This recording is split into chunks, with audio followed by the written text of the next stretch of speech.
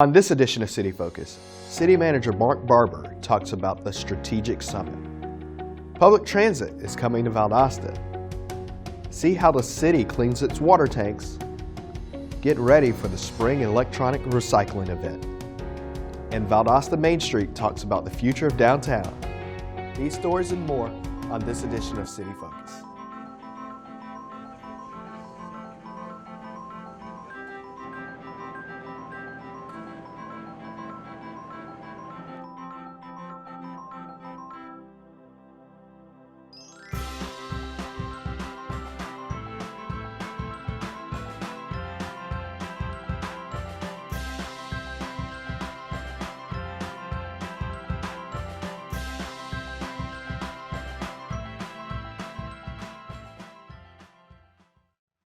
Welcome to City Focus. I'm Marcus Meconico, the media coordinator for the City of Valdosta.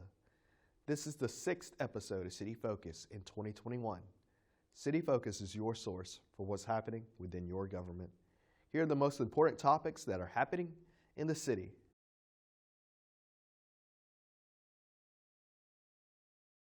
Recently, the Mayor and City Council held their 2021 Strategic Summit along with City Manager Mark Barber and city staff. Cover topics from infrastructure, both roadways, utilities, anything to redeveloping the south side of our beautiful community. One of the major points of discussion was the city's infrastructure. Due to the foresight of our mayor and council, they have been gracious and has allowed spending in the millions of dollars for our utility infrastructure. The majority on our wastewater treatment and our sewer side. So we have continued to make incredible improvements in this area. We'll continue to do so. The council got the opportunity at this retreat to see how some of our technology and our new automation that we have installed and how it's going to work and how helpful it's going to be. Park improvements was another important feature, as well as additions to downtown. More green space, more concert space. So we're happy to see that we're doing what our community is asking for, number one, but it's going to be an exciting time for us, and breaking ground is any day now, so everybody needs to be looking out for that. One of the other things that we also discussed, and we've discussed this for about 2 years now, is creating an entertainment district within our downtown area. And this will be in our central part of our downtown, and this will where folks can go partake of a cocktail and take it out of the restaurant that they get it from, and they can walk downtown with it, of course, responsibly in a responsible manner. Economic and workforce development is always important to city officials, and they received updates from the Chamber and Development Authority during their 2 days of meetings. We met our new chamber president, Christy Moore. Some of our council have not met her yet. She's hit the ground running at the chamber. Such an impressive young lady. She discussed a lot of the jobs and gave us things about the job market and things of that nature, and how really basically how the chamber and the city work with so many projects together, and the collaborations have really truly been successful. Andrea Schreier with the Development Authority, she also always has a great presentation for us, keeping us on the expansions of the new entities in town, the new folks that are interested in us. Does a great job with that. Talked a lot about workforce development, which is so important with our community. COVID kind of stalled that, but we look forward to partnering with them in every respect we can with workforce development.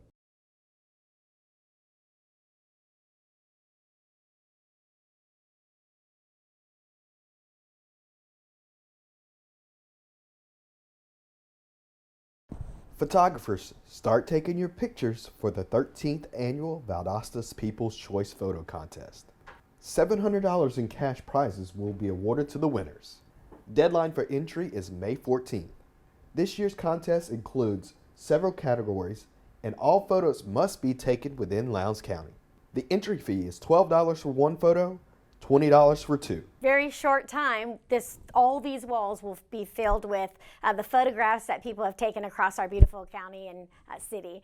So we welcome you to participate, and we just thank the Coleman Tally business that sponsored it again this year, and the city of Valdosta for being such great partners, and you to get out there and take some pictures and share them with the community. Until the contest begins, residents can visit the current exhibits at the Turner Center for the Arts. Don't wait until the photo contest to come visit the Turner Center, because there's so much beautiful art throughout the gallery. Our 34th annual Spring into Art exhibition is going on right now through the middle of June, and you're invited to come out and look at all the beautiful creations that people have made. To enter the 2021 People's Choice Photo Contest, follow the link at valdostacity.com.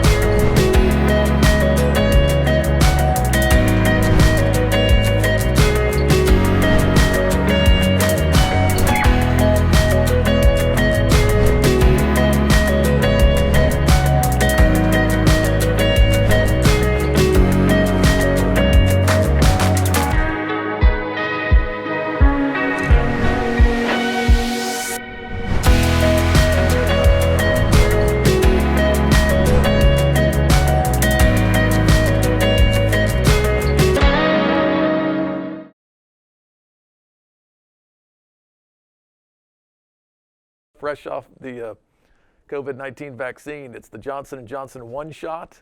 I asked them which they'd rather me take. They said it would be this one because it's the newest to the general public. They just started giving it this week.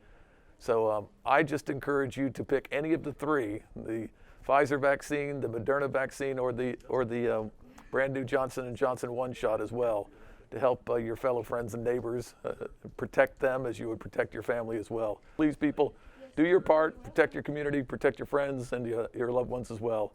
I encourage you to get out and get vaccinated.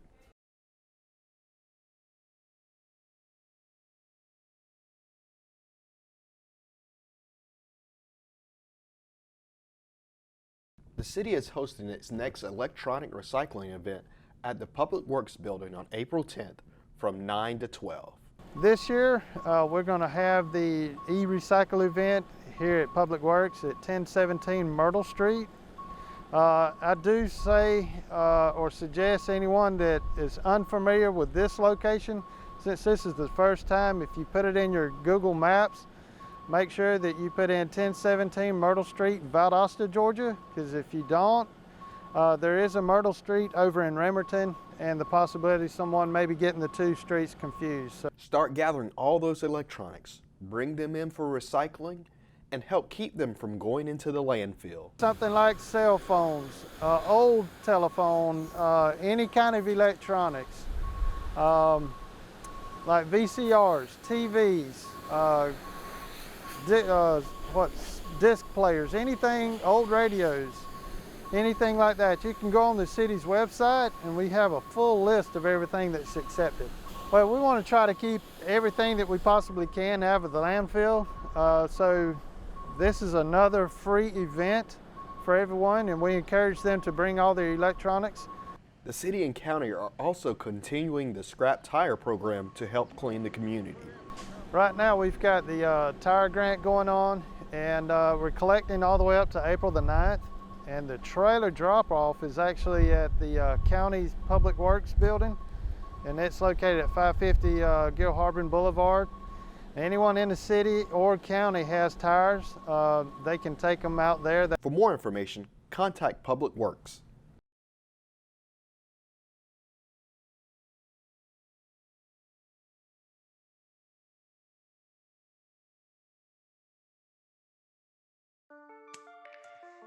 COVID-19 has hit our community real hard. We're dying from coronavirus at almost double the national rate.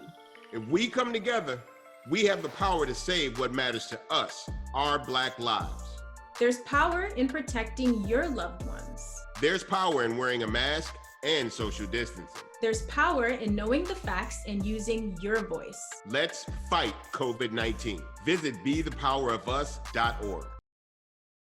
Oscar the Grouch here to tell you, yeah, you, to wear a mask out in public around other people. Sure, it'll keep you healthy, but more importantly, I won't have to see your happy, smiling face. And if you don't want to wear a mask, I've just got one thing to tell you. Scram! Go away! Caring for each other because we are all in this together. So wear a mask and have a rotten day, will ya?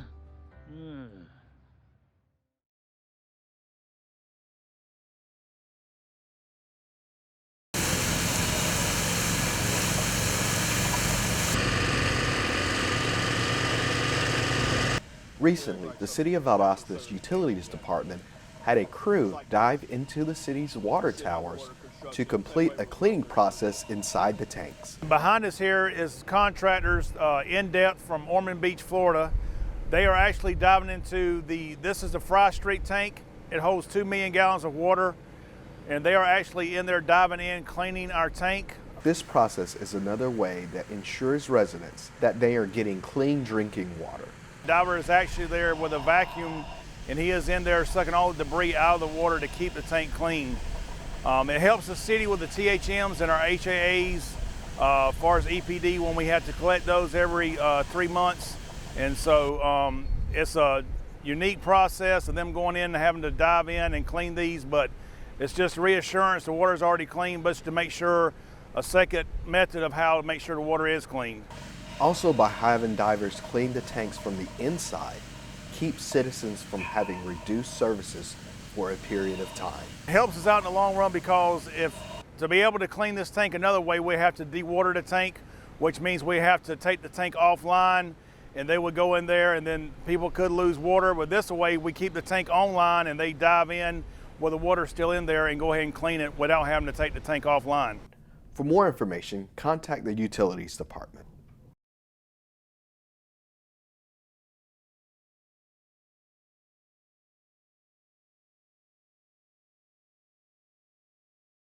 Wild Adventures is opening its 25th season by celebrating its past and the opening of its new Liberty Farms petting zone. We've taken it kind of back to our roots. We've really upgraded and reformatted the entrance to our petting zoo, and it's just the most charming experience you can ever imagine. I mean, just perfect for kids. It's totally interactive. I can't wait to go in there. There's a bunch of people already in there. Original owner Kent Bisher was there to speak about the early years of the theme park. And open this as an animal park, which we did. That was 25 years ago. Hard to believe it.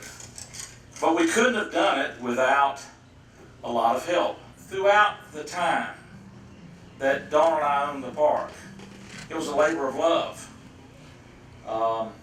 We worked long, crazy hours, and I have to thank Dawn and my daughter Kara, who willingly gave up time with me to allow me to be able to do this. After a tough 2020, the park is looking forward to a new beginning in 2021. We want to make fun come back to our community. We want to bring it back. Families are dying to get out and reconnect and create memories, and you know, we have done so much in the park to make sure that we're prepared to do that. And I think as you navigate through our park, at any given point, you can see an area that we touched, whether it's through just a general refresh or a new offering. You know, whether we're talking about the petting zoo project we did, or the upgrades to our tiger area, or reintroducing pharaohs, and then other exciting announcements in fall.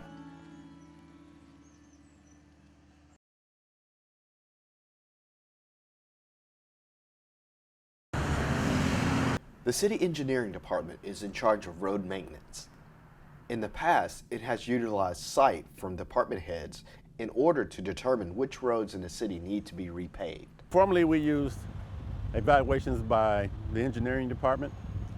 But then recently we used observances by department heads.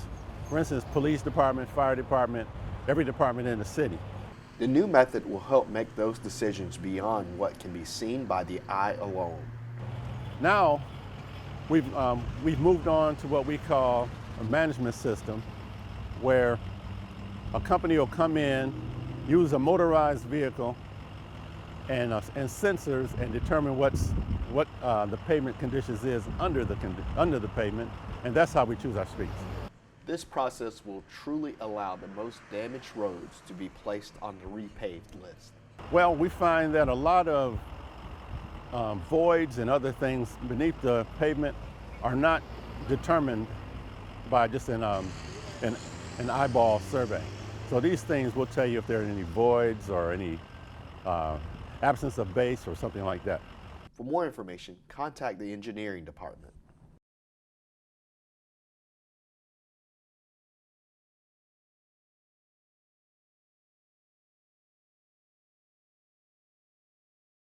Valdosta Main Street is excited to bring back Food Truck Thursdays after being rained out during the month of March.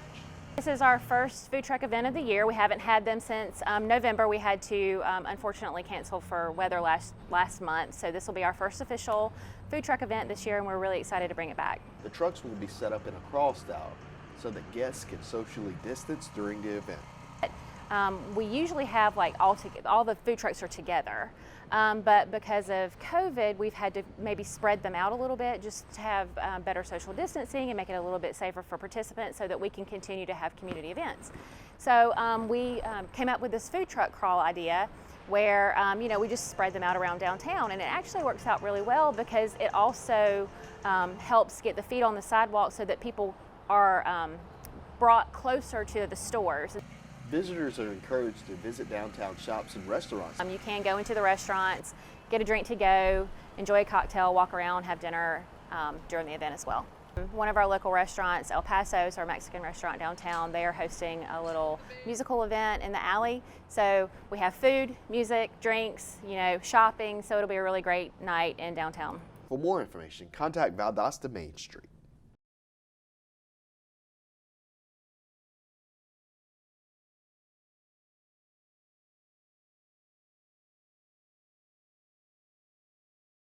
We have to spread them out this time, not in one spot. The Children's Advocacy Center of Lowndes County placed blue pinwheels on the front lawn of City Hall to honor National Child Abuse Prevention Month. Each of the pinwheels represent each case of child abuse in Lowndes County during 2020. Community members and elected officials helped the organizations place the pinwheels, which will remain until the end of April. The group also honored County Manager Paige Dukes, who is also a former CAC board member, for her work with the organization over the years. I never realized how repetitive that was and the issue that it was in our community until I became involved with the CAC. And I have to credit 100% of that to my friend, one of my personal heroes and mentors, Commissioner Joyce Evans. And I'm not sure if Commissioner Evans is still here, she had to go. But she also is a tremendous advocate and really opened my eyes and my heart to the challenges that we have here in our community. But whenever you look at those doors, some of you walk through a very quiet door because you need to go in and meet with children and families that have been victimized, and you're the very beginning of the healing process for them. We thank the CAC for all they do in Valdosta and Lowndes County.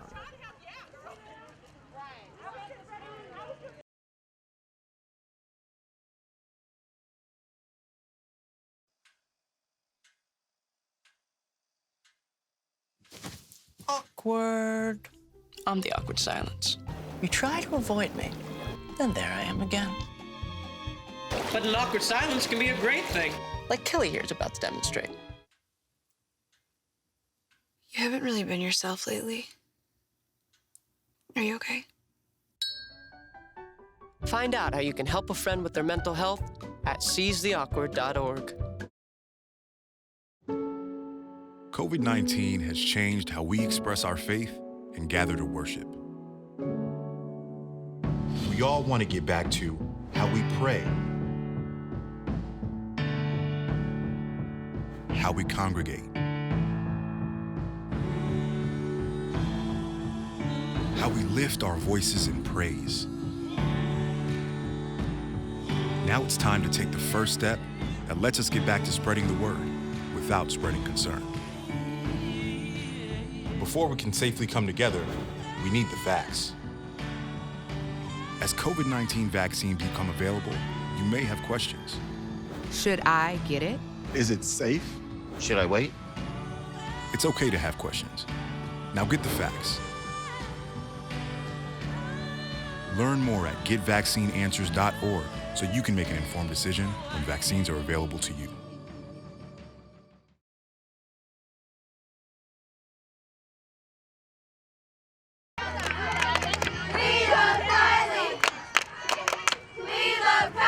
We had a celebration of a very special little girl, our Kylie, who attended school at Scintilla last year, and unfortunately we were cut short with COVID, and this year she was ill and not able to return. So in celebration of her birthday, we wanted to do something special. We try to put a heavy emphasis on our scholars, showing outreach to those who are having a hard time, and this was kind of some of their ideas to put together a parade. Our staff, her teachers, Mrs. Musgrove and Mrs. Abbott, and our nurse, Brandy Hinton, felt very strongly about doing something to recognize the hardships and the struggles this little girl has endured. And our community, we didn't even know that most of these people were coming today, so we're absolutely touched and so thankful and grateful that the community has shown such great strength and support of someone that we love and care for, and in recognition of her struggles.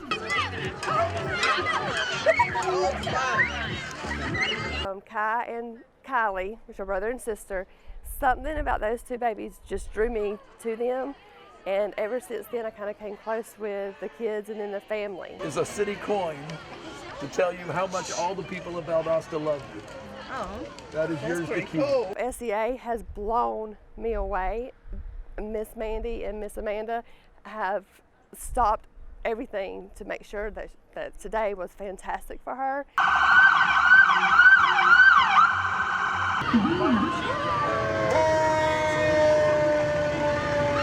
The community coming in like they did, like yesterday, as of yesterday afternoon when I left this school, this was not happening. I got here this morning and this is what I found out was going on, and I was completely blown away. I cried this morning, not because I was sad, but because of what the community did. It was their idea to make the posters. They missed their classmates. Miss Musgrove's class marched behind Kylie in support of showing her they missed her. Our teachers and a lot of our support staff and some of our academic staff are going to her birthday party this weekend. They've already been to her house to visit.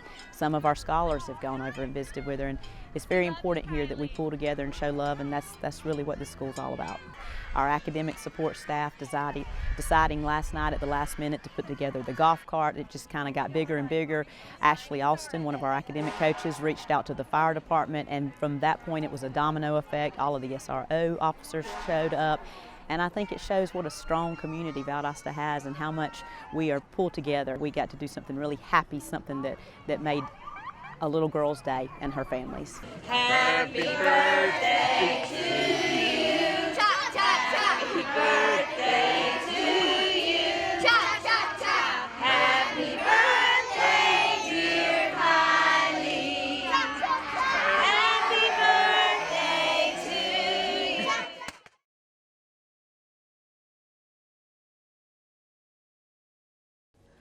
After over a year of fighting COVID-19, there's finally several vaccines, and the state of Georgia has opened it up for anyone 16 and older to take it. Just visit the website on the screen to find a provider. I got mine, now go get yours. It's worth a shot. This concludes another edition of City Focus. Be sure to visit our website, valdostacity.com. Like us on Facebook, Valdosta City Without Limits. Also join Nextdoor for city updates. Follow us on Twitter and Instagram at City of Valdosta, and subscribe to our YouTube channel, Metro 17 Valdosta, to watch City Focus on demand. Thanks for watching. We'll see you next time here on City Focus.